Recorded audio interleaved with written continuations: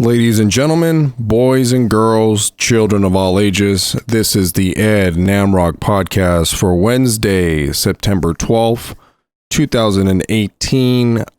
Just wanted again plug in an amazing company that I have basically followed since the beginning of time, and it's Soundfi. I didn't really get into what Soundfi is. I gave you the whole meat and potatoes of the thing, but the founder, the CEO, Chris Anastas, he's from Arizona, I believe, if I remember correctly, yes. But Soundfi is based out of Los Angeles and, of course, Scottsdale, Arizona. But what it is, it's an immersive audio delivery format optimized for headphones. It was founded in 2014.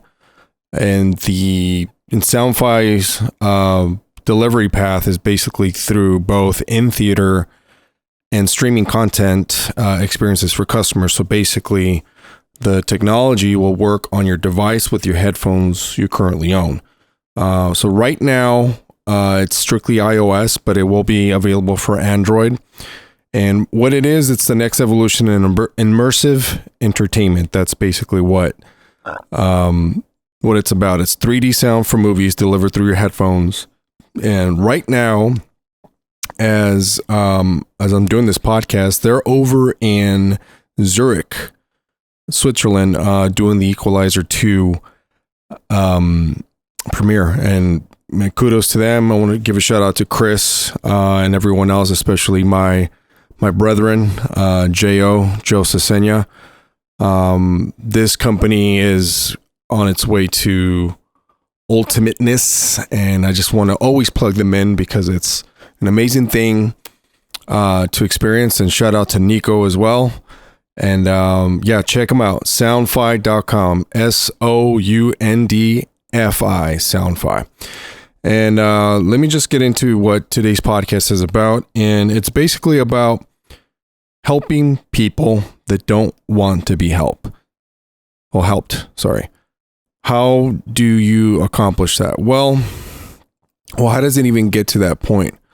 For example, a long time ago, I had this friend that basically had every type of like dating problem, for example, and did not know, he didn't get any social cues. That's the big issue. So, as a friend, I assess the situation. I desperately try to get him to understand what social cues are, what they stand for, what to look for, what to do, what not to do. But I can only do so much.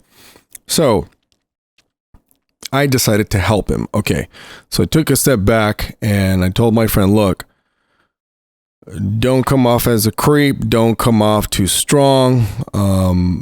Do your absolute best to ask very mild and moderate questions. Don't scream in for the kill basically right away.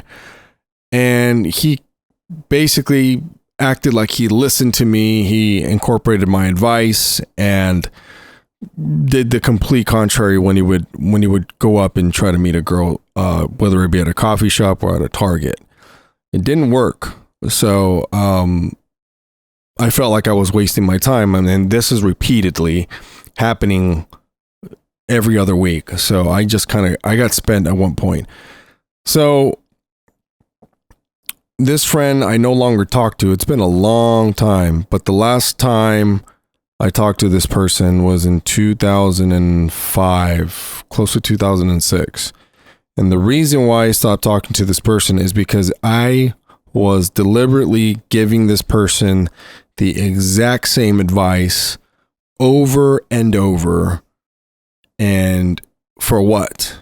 For that person to basically do quite the contrary as to what I was recommending and what he was supposed to do to succeed, especially in the dating game. And I was no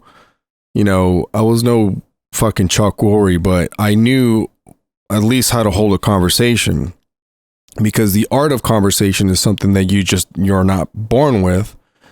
You have to find different elaborate ways to not only sell yourself as a person, but keep the conversation alive and not make it awkward. So I got to the point where I looked at this person and said, look, you don't listen to me. You keep doing quite the opposite of what I'm asking. I'm getting fucking tired of even talking to you. And that was the straw that broke the camel's back for me. But for him, he took it as, no, fuck you. You're turning your back on me. You're no longer going to help me. Well, how the fuck, put yourself in my shoes. How the fuck are you going to help someone that doesn't want to be helped? They don't listen to you. They don't want to take initiative to actually go out of their way to make it work. They don't seek knowledge. They seek comfort, and they seek basically the shortcut. They want to do the bare minimum. And that's something that I've always pride myself in since I was in high school, for example, that I never wanted to do shitty. I always wanted to do good. And I don't know, I think that art is kind of lost nowadays. Everyone's just looking to skim by and do the very bare minimum, which is awful because, the quality of work is just declining, and, the quality of relationships really suck. There's a few exceptions, but for the most part, long story short, this person that I was friends with that I have not talked to in 13 years basically said, I will listen to you. I will take your advice. I will do everything that's necessary for me to grow in this aspect of my life. And when you get led on like that for so many times, you have hope for this person. You have hope for what they might accomplish. And then they go and do quite the contrary. It's kind of like a slap on the face. And then, for example, this person also told me to my face, well, I don't want to talk about this right now. I just want to go out and, party and get drunk, whatever. But without having any kind of any kind of correction or direction about what they're supposed to do when they encounter the exact same situation. It's like they kept finding that thing that would shock them, that electrocute them just a little bit, and they kept touching it every single time instead of not even touching it. Don't touch it because it shocks you. So but then me personally, I got spent and I did not want to help that person no longer. And because of that, to that person 13 years ago, that relationship was nil. Done. No more. Just because he didn't want me to stop from offering him pretty much advice that he wasn't going to take. So I feel like I was just feeding him attention because he wasn't going to listen to me anyway. So I quickly realized after a year and a half, almost 2 years, that fuck, dude, I'm fucking wasting my time with this person. So yeah, I don't know what this person's become to now. I mean, I hope everything went okay, and maybe he might have listened to somebody, but point is for those of you listening or those of you watching, I'm sure you've gotten into this predicament where it could be a friend, it could be a family member, it could be a colleague. You cannot work miracles. You cannot go and turn fucking water into wine, so to speak. You do your absolute best to contribute, to influence, whatever, but there's things that you can influence, of course, and there's things that are completely out of your control. So if you are a person that has been stuck in that type of situation for quite some time, yes, you're not alone. It's happened to a lot of people. You have to make a decision at one point. Now, then you might hear quite the contrary, where friends or family members are, busting your balls because they're like, oh, why would you turn your back? Like I heard it from my peers back, 13 years ago. It's like, why would you turn your back on him? Why would you stop talking to him? Because he doesn't fucking listen. That was my answer. So what am I going to do? And these people were like, well, that's mean. You shouldn't do that. You should just continue on. You shouldn't give up. It's like, okay, giving up is when that happens, because why are you wasting your time and energy on a person, a human being that has every opportunity, not only that, but has free will to do whatever the fuck they want, especially as a grown adult? Why should you waste your time on somebody that deliberately disobeys you, and all you're doing is showing concern and wanting the absolute best for the person? Why would you want to continue on with this person? That's my biggest argument. Whether it be, like I said, whether it be a family member, colleague, coworker, gym buddy, whatever, if they're not going to listen to you, then what are you going to do? You can't help people that don't want to be helped. That's the biggest shit. And I've had that chip on my shoulder since then, and I've carried it all the way, because if you don't want to be helped,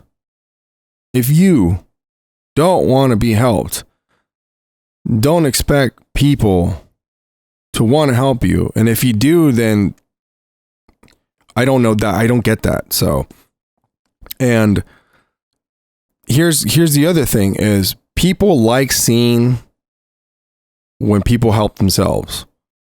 People like that shit.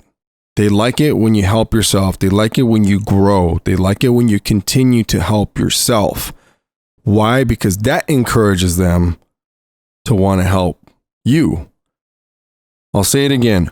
People love to see you help yourself. Why? Because that encourages them more, or quite the contrary, might fucking hate on you, but that encourages them more to want to help you. If you ain't doing shit to help yourself, then what the fuck are you doing? You know, I've dealt with this in education too, before this relationship that I terminated 13 years ago, but I had no choice but to do just quite the opposite. So, I mean, what is it that you do when, you know, you encounter somebody and that person wants all your time and attention, and they want every type of solution, whatever you want to call it, and to whatever dilemma that they have, and say you do have the solution to that problem, then what do? Okay, you present solutions, you present anything that might help them, but if they keep rejecting and they keep basically doing quite the contrary as to what is going to help them, then what's the point? You're just, you know, you're basically running backwards. You know, you want to contribute your skills, your knowledge, your problem solving skills, whatever you want to call it, to someone that's actually going to listen to you. So, with that being said, I mean, I know for a fact that there's some people that are the exception. But again, if you are a person that is having trouble helping yourself, I repeat, do not push away the people that can potentially help you. You don't need to do that, because then you're stuck. Then you're alone. So what are you going to do? You know, you're going to fall hard, that's for sure. And there's a lot of support that you need if you do fall. So just think about that for a second, because I see that happening a lot more nowadays. And that, like I said before in a previous podcast, I don't know if it's a generational thing, but I honestly think that the art of conversation is very, very seldom seen now, and very seldom accepted. So that's one thing that I know people need to work on. And again, seek answers just like a crackhead seeks how to get money to get their next fucking high. Contact the connect and get their shit and get their fix. Nothing ever stops them from doing that. So what's stopping you for doing quite the contrary with answers to your life's questions, your life's problems, stuff like that? I mean, problems are not going to magically go away, but this is part of the growth process, because one day you're going to want to contribute that knowledge and wisdom to somebody else that's struggling just like you were at one point. But when you refuse that fucking help, no good. You just basically dug yourself in your own hole, and you cut the rope. That's basically what you did. So anyway, that's all I really wanted to say today. And do help the people that do need the help, of course. I mean, like I said, there's always physical and mental exceptions, but for the ones that don't listen, I recommend make a decision, either continue on with them or don't. Simple. And with that being said, that's it. This is the Ed Namrok podcast for September 12th, Wednesday. I will be doing another one soon, but that's basically all I had in my mind, and I'll see you guys soon.